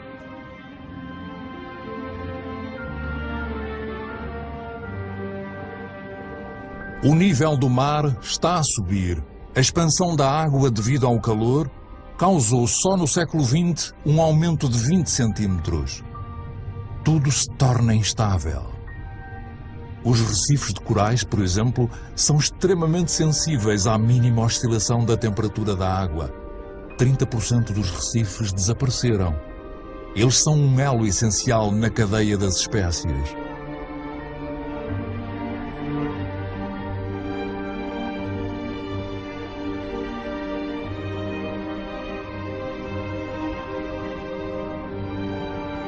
Na atmosfera, as grandes correntes de ar estão a mudar de direção. Os ciclos de chuva sofrem alterações. A geografia do clima é modificada. Os habitantes das ilhas de baixa altitude, como aqui nas Maldivas, por exemplo, estão na linha da frente. Estão cada vez mais preocupados. Alguns começam já a procurar novos territórios, menos inóspitos. Se o nível dos mares continuar a aumentar cada vez mais depressa, o que será de grandes cidades como Tóquio, a cidade mais populosa do mundo? Todos os anos, as previsões dos cientistas tornam-se cada vez mais alarmantes. 70% da população mundial vivem em planícies costeiras. 11 das 15 maiores cidades ficam situadas numa costa ou em estuários fluviais. À medida que o mar sobe, o sal invade os lençóis freáticos, privando os habitantes da água potável.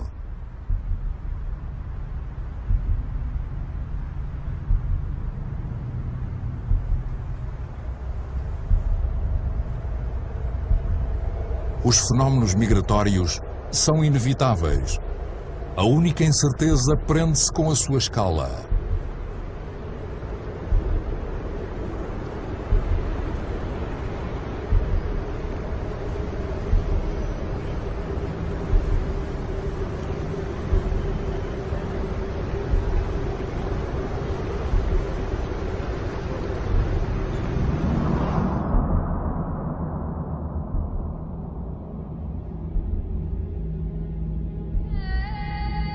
Em África, o Monte Kilimanjaro está irreconhecível. 80% dos seus glaciares desapareceram. No verão, os rios já não têm água. As populações locais são afetadas pela falta de água. Até mesmo nas montanhas mais altas do mundo, no coração dos Himalaias, a neve e glaciares permanentes começam a diminuir. Ainda assim, esses glaciares têm um papel essencial no ciclo da água. Retêm a água das monções, formando gelo e libertando-a no verão, quando a neve derrete.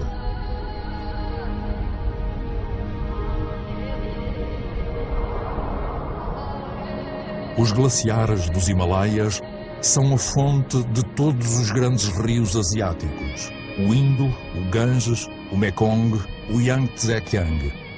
2 mil milhões de pessoas dependem deles para poderem beber água e irrigar as suas colheitas, como é o caso do Bangladesh.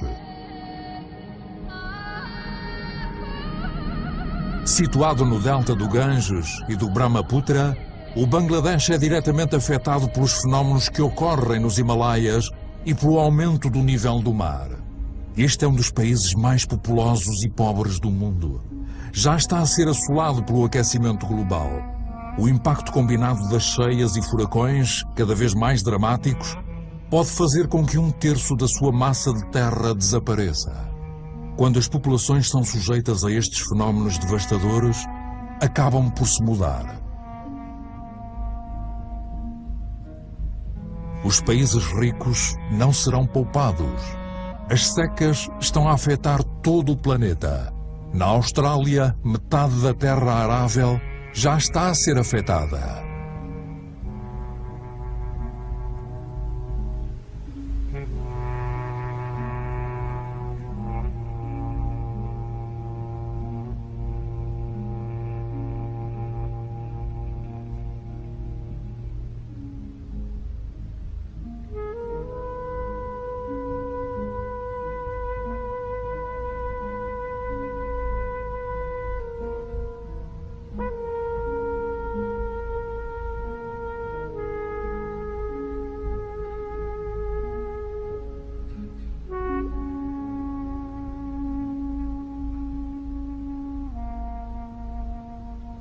Estamos a colocar em risco o equilíbrio climático que permitiu o nosso desenvolvimento ao longo de mais de 12 mil anos.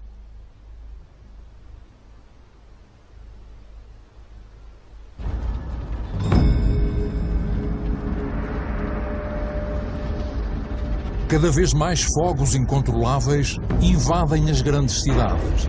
Como consequência, agravam o aquecimento global. À medida que as árvores são queimadas, vão libertando dióxido de carbono. O sistema que controla o nosso clima foi severamente lesado.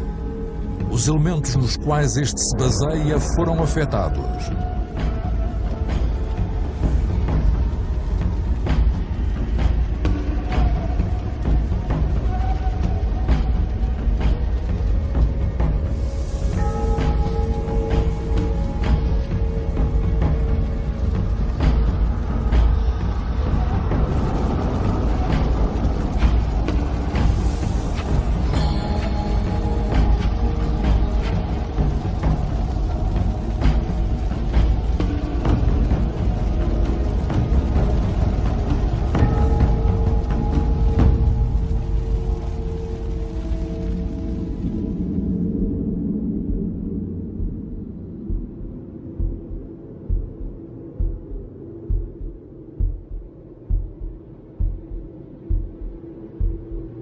O relógio das alterações climáticas continua a consumir estas paisagens magnificentes. Aqui na Sibéria e noutros locais do globo, faz tanto frio que o solo está constantemente congelado. É conhecido como gelo perpétuo.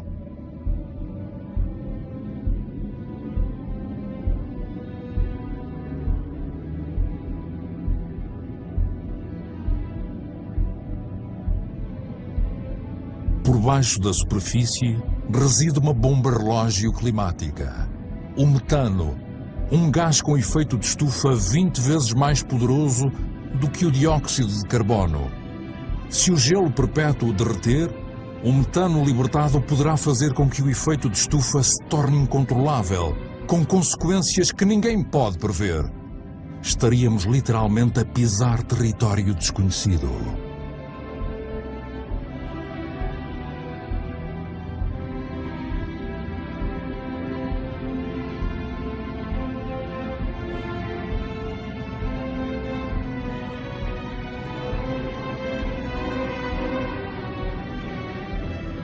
A humanidade tem pouco mais de 10 anos para inverter a tendência e evitar pisar este território.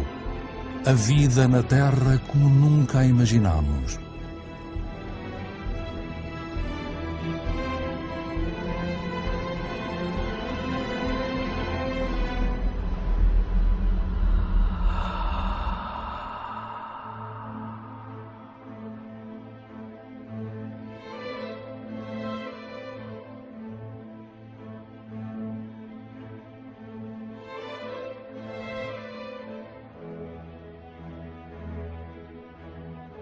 Criamos fenómenos que não podemos controlar, desde a nossa origem, que a água, o ar e as formas de vida se encontram intimamente ligados.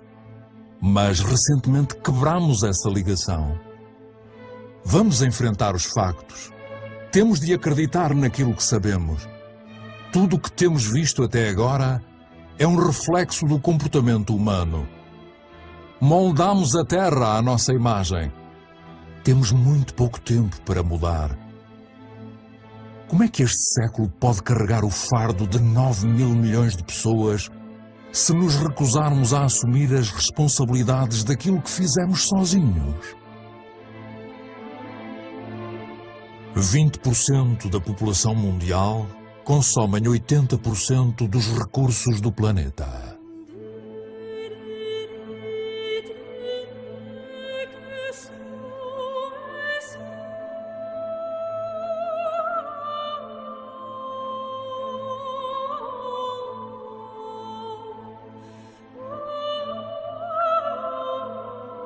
O mundo gasta 12 vezes mais em armas do que a ajudar os países em desenvolvimento.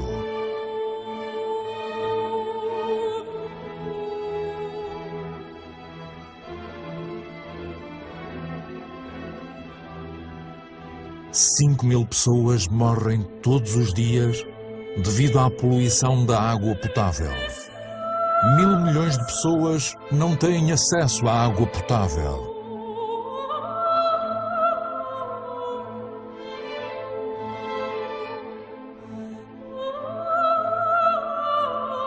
Perto de 1.000 milhões de pessoas estão a morrer à fome.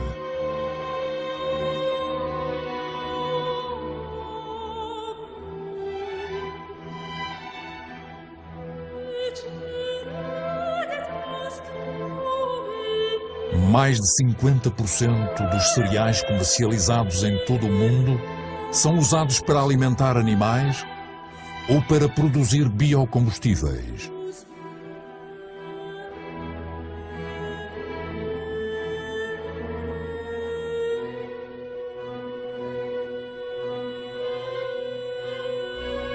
40% da terra arável está degradada.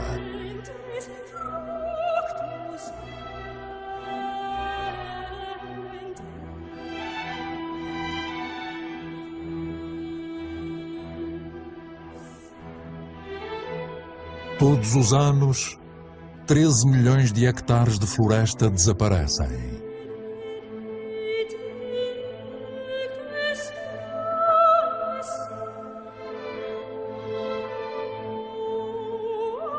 1 em cada 4 mamíferos, 1 em cada 8 aves, 1 em cada 3 anfíbios estão em vias de extinção. As espécies estão a morrer a um ritmo 1000 vezes superior ao ritmo natural.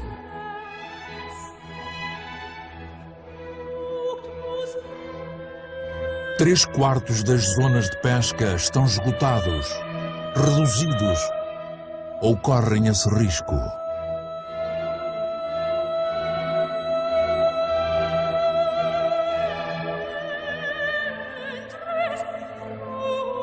A temperatura média dos últimos 15 anos foi a mais alta de que há registro.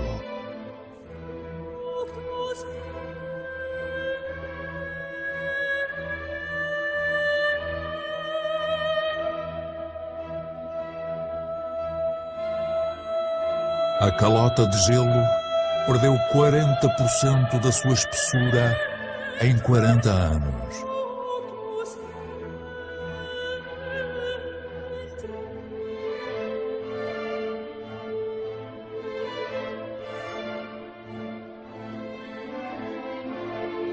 Pode haver no mínimo 200 milhões de refugiados devido ao clima em 2050.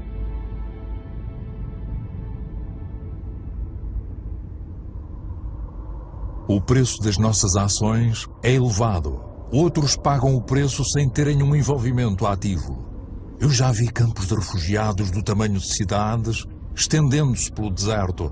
Quantos homens, mulheres e crianças serão deixados pelo caminho amanhã? Será que temos sempre de construir muros para quebrar a cadeia da solidariedade humana, separar os povos e proteger a felicidade de uns da miséria dos outros? É tarde demais para ser pessimista. Eu sei que basta um ser humano para derrubar todos os muros. É tarde demais para ser pessimista. Em todo o mundo, 4 em cada 5 crianças frequentam a escola. Nunca a educação chegou a tantos seres humanos. Toda a gente, do mais rico ao mais pobre, pode dar o seu contributo. O Lesoto, um dos países mais pobres do mundo, é proporcionalmente aquele que mais investe na educação do seu povo. O Catar, um dos estados mais ricos do mundo, abriu as suas portas às melhores universidades. A cultura, a educação, a investigação e a inovação são recursos inesgotáveis. Fazendo face à miséria e ao sofrimento, milhões de Yong provam que a solidariedade entre os povos é mais forte do que o terrível egoísmo das nações. No Bangladesh, um homem pensou o impensável e fundou um banco que só empresta aos pobres. Daqui a apenas 30 anos, terá mudado a vida de 150 milhões de pessoas em todo o mundo. A Antártida é um continente com imensos recursos naturais que nenhum país pode reclamar. É uma reserva natural consagrada à paz e à ciência. Um tratado assinado por 49 Estados fez dele um tesouro partilhado por toda a humanidade. É tarde demais para ser pessimista. Os governos tomaram medidas para proteger quase 2% das águas territoriais do mundo. Não é muito, mas é 2 vezes mais do que há 10 anos. Os primeiros parques naturais foram criados há pouco mais de um século. Abrangem mais de 13% dos continentes.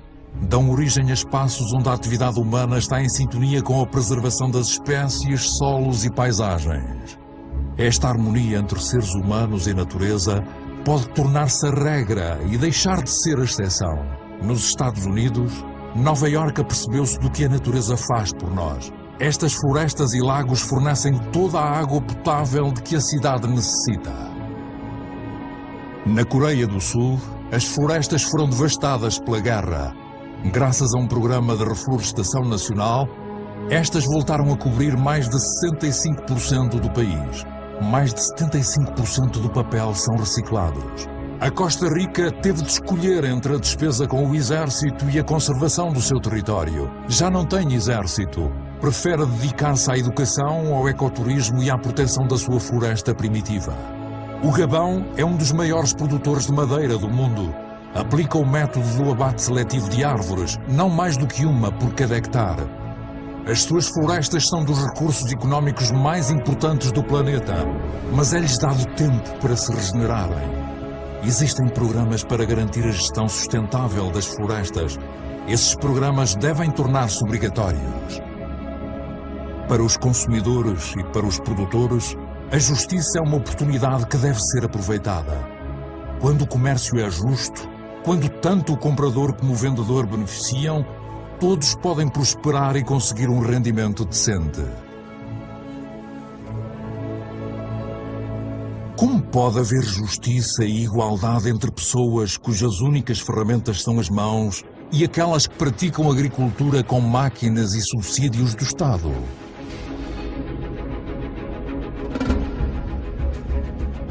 Sejamos responsáveis, consumidores. Temos de pensar naquilo que compramos.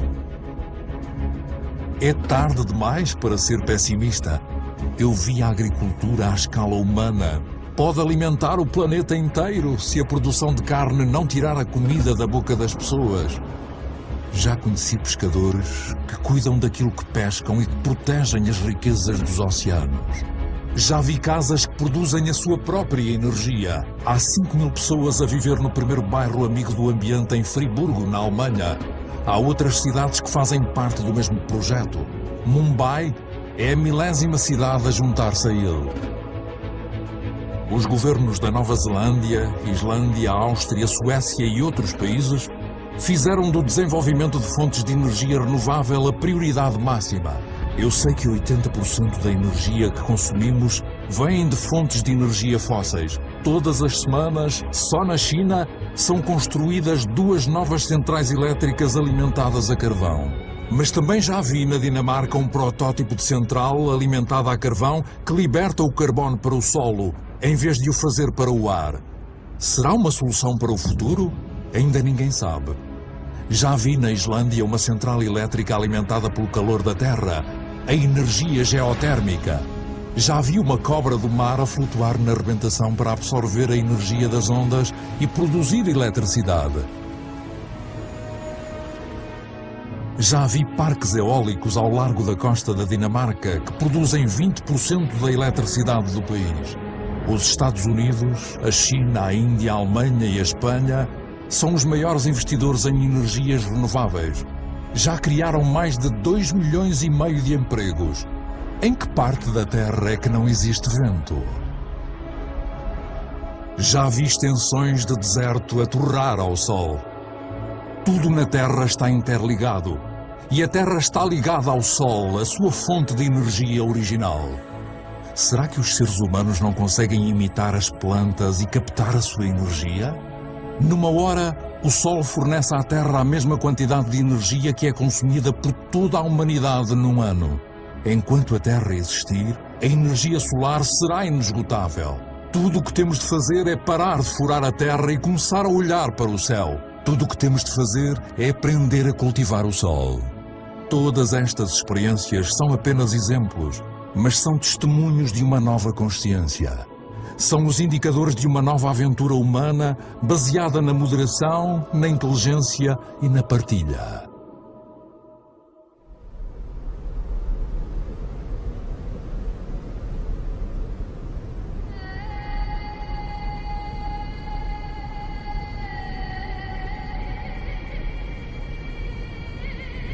Está na hora de nos unirmos. O importante agora não é aquilo que se foi, mas sim aquilo que resta. Ainda temos metade das florestas do planeta, milhares de rios, lagos e glaciares, e milhares de espécies que prosperam. Nós sabemos que atualmente existem soluções. Todos temos o poder para mudar. Do que estamos à espera?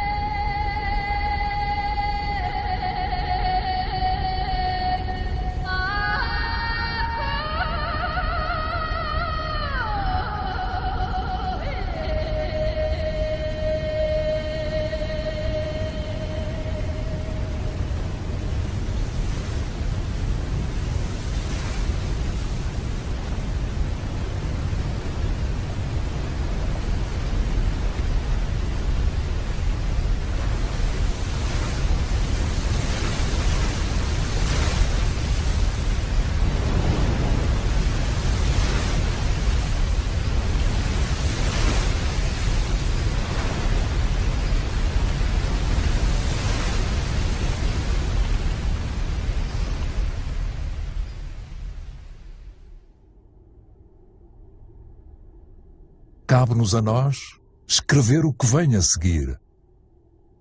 Juntos.